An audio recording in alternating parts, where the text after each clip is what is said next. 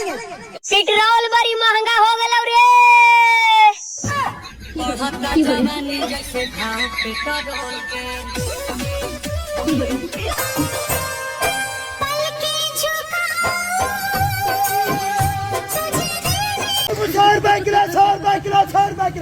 ₹100 टमाटर 80 किलो।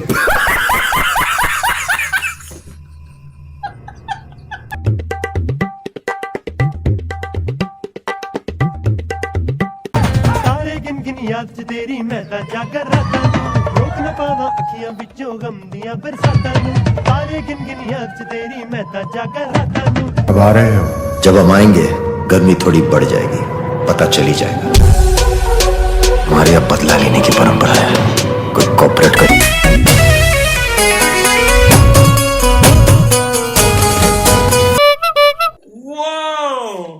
बेरी बेरी फोन जानी जान कर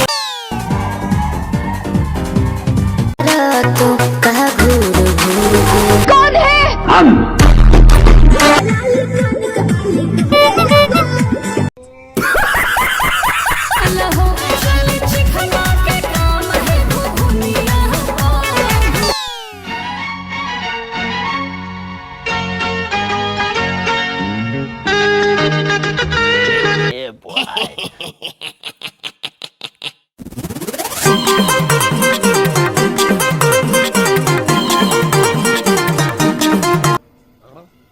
बुढ़ावा मलाई खाला बुढ़िया खाले।